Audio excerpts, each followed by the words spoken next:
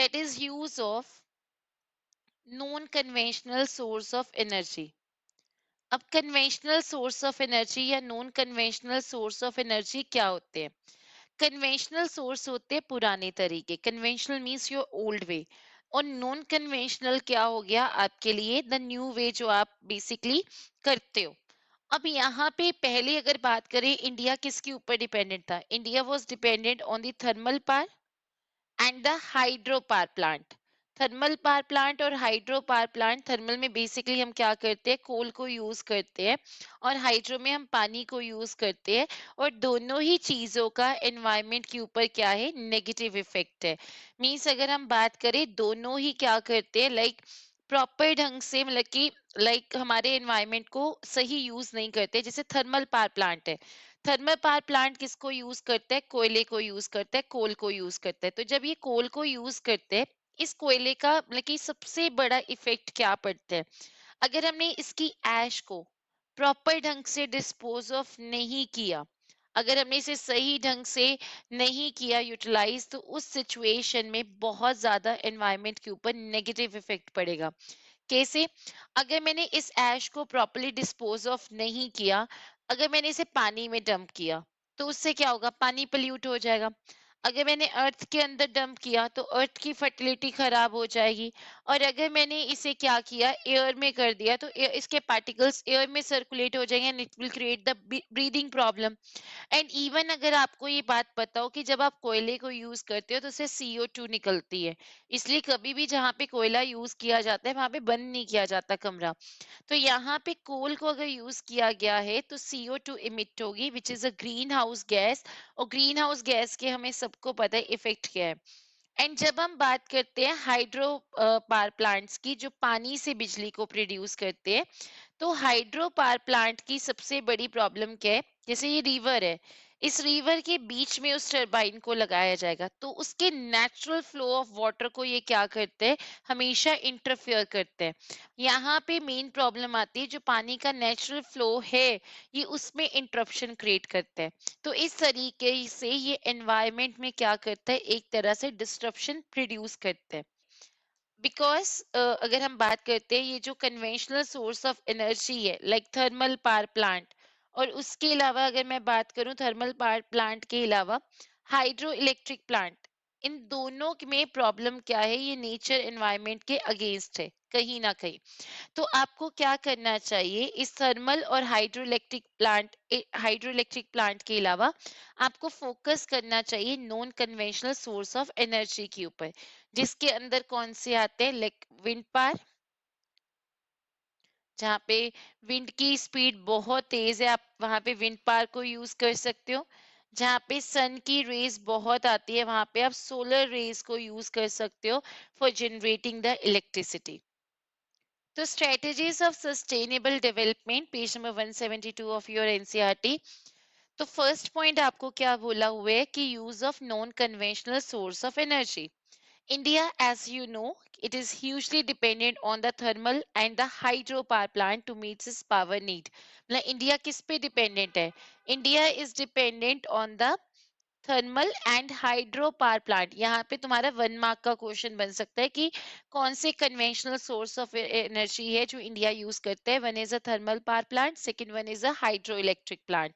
And जब बात करते हैं, both of these have adverse environmental effect, दोनों का ही एनवायरमेंट के ऊपर एडवर्स इफेक्ट है। डोंट राइट इन पैरा, इनके पॉइंट्स बन जाते हैं। एंड थर्मल पावर प्लांट का क्या इफेक्ट है?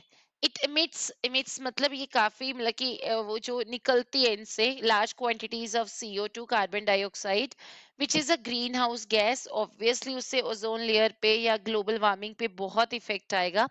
And it also produces fly ash, क्योंकि जब आप उस कोयले को जलाओगे थर्मल पावर प्लांट को, क्योंकि थर्मल पावर प्लांट यूज करते हैं कोयला, तो कोयला जब चल जाएगा, कोल जब जो हम बर्न करेंगे, उसके बाद जो पीछे ऐश बचेगी, अगर हमने इसे प्रॉपरली यूज नहीं किया, मतलब डिस्पोज ऑफ सही ढंग से नहीं किया, it can cause the pollution of water bodies. इससे क्या होगा? वाटर बॉडीज में पोल्यूशन क्रिएट हो सकता है, लैंड में पोल्यूशन क्रिएट हो सकता है, and other components of the environment. जैसे मैंने तुम्हें समझा दिया, अगर पानी में डालोगे, तो पानी पोल्यूट हो जाएगा। अर्थ के अंदर डंप करोगे, फर्टिलिटी खराब हो जाएगी।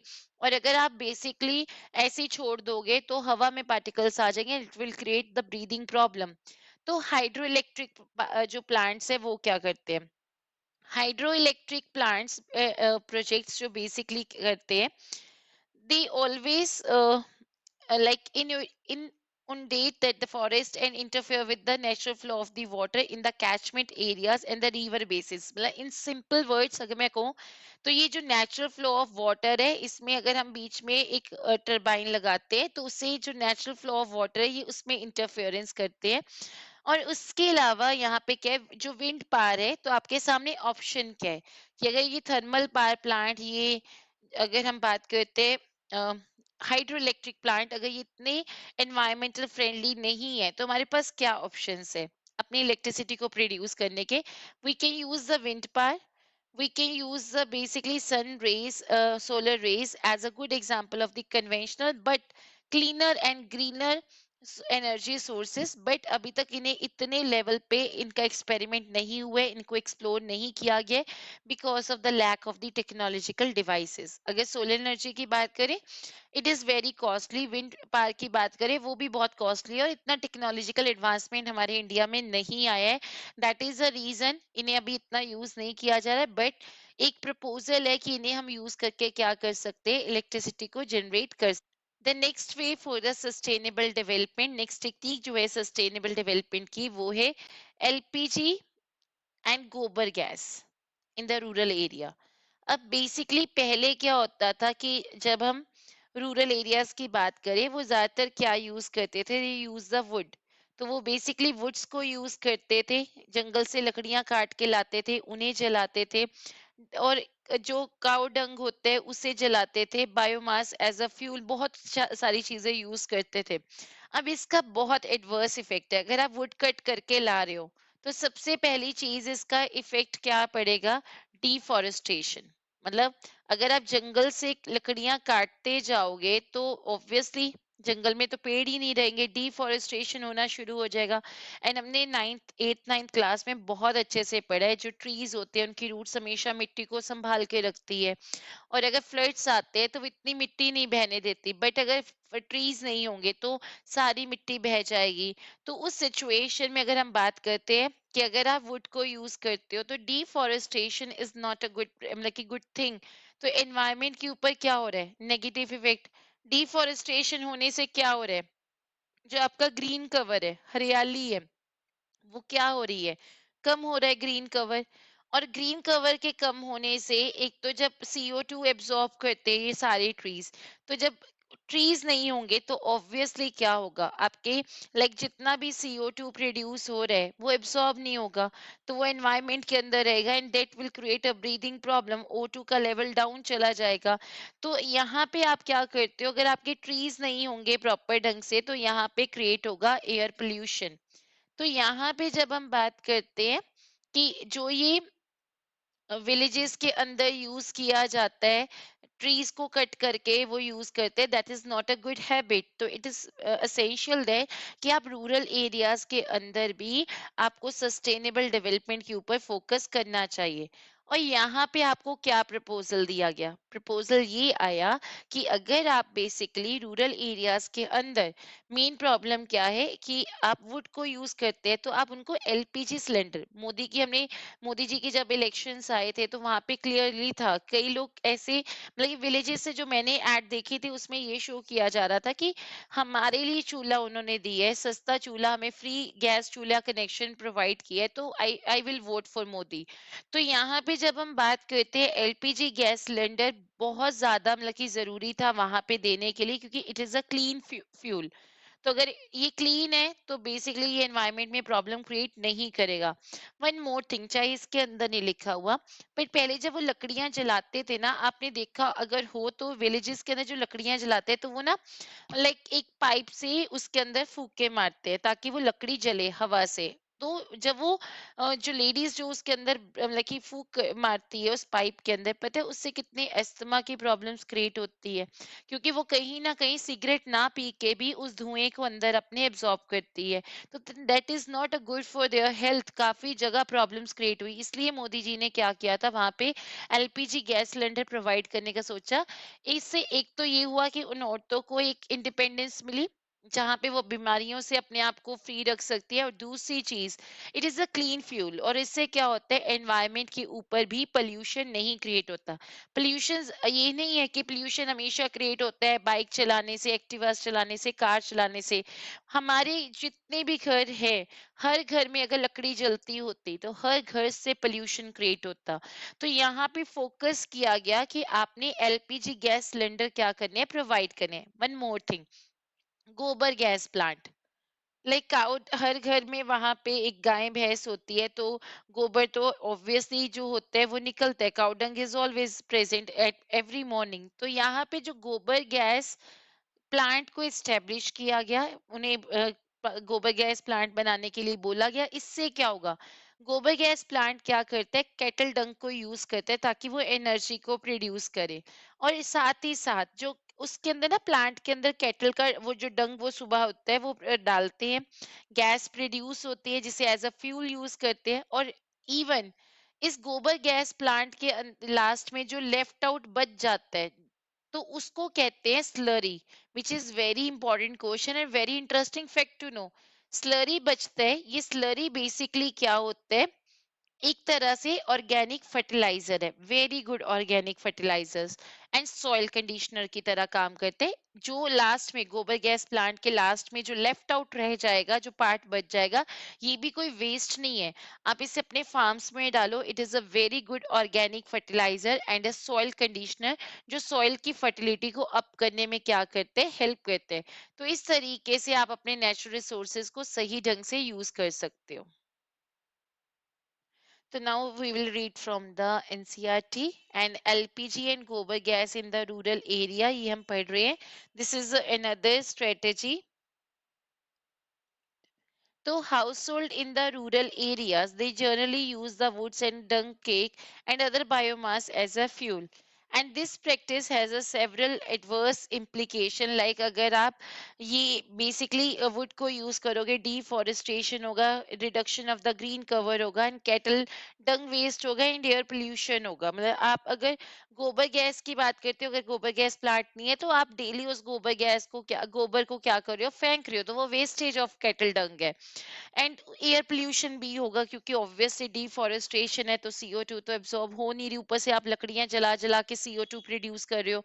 तो यहाँ पे टू रेक्टिफाई दिस सिचुएशन, इस सिचुएशन को रेक्टिफाई करने के लिए व्हाट इज डन, तो यहाँ पे उस सिचुएशन को रेक्टिफाई करने के लिए एलपीजी सिलेंडर सब्सिडाइज रेट पे क्या किए गए, प्रोवाइड किए गए। और इन एडिशन गोबर गैस प्लांट को क्या किया गया, एस्टेब्लिश किया गया by providing the easy loans and subsidies.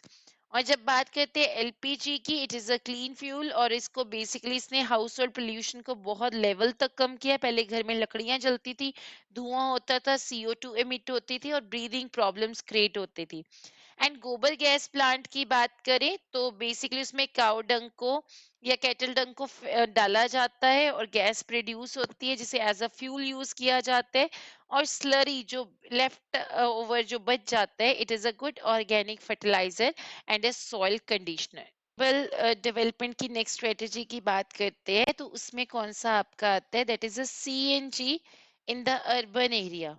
अब CNG इन अर्बन एरियाज क्या है, कि बेसिकली आपने कंप्रेस्ड नेचुरल गैस को यूज करना है as a fuel in the public transport. और ये सबसे बेस्ट एग्जांपल इसकी दिल्ली की है, क्योंकि दिल्ली ने क्या किया, क्योंकि वहां पे एयर पोल्यूशन बहुत था, तो उन्होंने कहीं ना कहीं काफी ज्यादा एयर पोल्यूशन को कंट्रोल किया है by using the CNG in the public transport. तो एयर पोल्यूशन का लेवल वहां कम हो चुका है, और वहां की एयर क्या हो चुकी है, क्लीन हो चुकी है। और इसी के साथ ही नेक्स्ट स्ट्रेटेजी भी कर लेंगे, that is a wind power. अब विंड पावर में क्या है, द विंड पावर में the area where the speed of wind is very high, जैसे कोस्टल एरियाज की बात करते हैं, जो महाराष्ट्र, गुजरात, आंध्र प्रदेश और हिमाचल कह दिया, आंध्र प्रदेश हो गया, नीचे केरला हो गया, एंड देन योर तमिलनाडु। हम इन एरियाज में जहाँ पे कोस्टल एरियाज यानी इंडियन ओशियन है, या फिर अरेबियन सी है, या बे ऑफ बंगाल है, अब यहाँ पे क्या है कि वाटर मतलब कि क्योंकि कोस्टल एरियाज है और विंड पावर बहुत तेज है, so you can use the wind energy for providing the electricity without having adverse effect on the environment. ये क्या करती है विंड टरबाइन जो है, ये मूव करती है with the wind, and electricity को क्या किया जाता है, जनरेट किया जाता है, बिजली प्रोड्यूस होती है। नो डाउट्स इनिशियली आपकी कॉस्ट बहुत ज्यादा होगी, क्योंकि विंड जो टरबाइन है ना, वो बड़ी बड़ी और महंगी होती है, बट उसके बाद जो उसका बेनिफिट होगा वो उसकी कॉस्ट को कवर कर लेगा। तो don't worry about the cost, initially cost बहुत हाई होगी, बट बाद में उसके बेनिफिट क्या हो जाएंगे, बहुत इजी तरीके से एब्जॉर्ब। जो भी हमने रीड किया था, that is a CNG in the urban area. In Delhi the use of the compressed natural gas, अगर हम बात करते हैं, जो दिल्ली में कंप्रेस्ड नेचुरल गैस को यूज किया गया है, in Delhi, the use of the compressed natural gas as a fuel in the public transport system has significantly lowered the air pollution, and air has become cleaner in the last few years. और पिछले कुछ सालों में तो air की quality वहां पे क्या कर चुकी है, इम्प्रूव है। विंड पावर की जब बात करते हैं, in areas where the speed of the wind is high, areas जहाँ पे विंड की स्पीड क्या है, हाई है, वहां पे विंड मिल्स को यूज किया जाता है टू प्रोवाइड इलेक्ट्रिसिटी। वहां पे हम विंड मिल्स को यूज करते हैं, और ये विंड मिल्स का कोई साइड इफेक्ट हमारे एनवायरनमेंट के ऊपर नहीं है। सिर्फ आपने एक विंड मिल को एस्टेब्लिश करना है, जैसे ये विंड मिल कर दी, इस मिल ने क्या, इसने टरबाइन ने क्या करते रहते हैं, मूव करते रहने विद द विंड। जितनी बिजली मतलब कि बेसिकली हवा चलेगी, वो ये मूव करेगी टरबाइन, और उसके साथ क्या हो जाएगा, इलेक्ट्रिसिटी जनरेट होगी। तो यहाँ पे wind turbines move with the wind, वो विंड टरबाइंस विंड के साथ मूव करती है, इलेक्ट्रिसिटी जनरेट होती है। नो डाउट इनिशियली आपको विंड मिल लगाने में बहुत पैसा लगेगा, बट जो बेनिफिट्स है वो क्या है, उसकी हाई कॉस्ट को बहुत इजी तरीके से एब्सॉर्ब कर लेंगे। तो इतना फिर आपको नहीं पिंच करेगा कि आपने ज्यादा इलेक्ट्रिसिटी को क्या किया है, जनरेट करते ज्यादा खर्चा किया है। तो your next strategy for the sustainable development is solar power. और आपने सोलर पावर को किसके थ्रू कन्वर्ट करना है, इलेक्ट्रिसिटी में।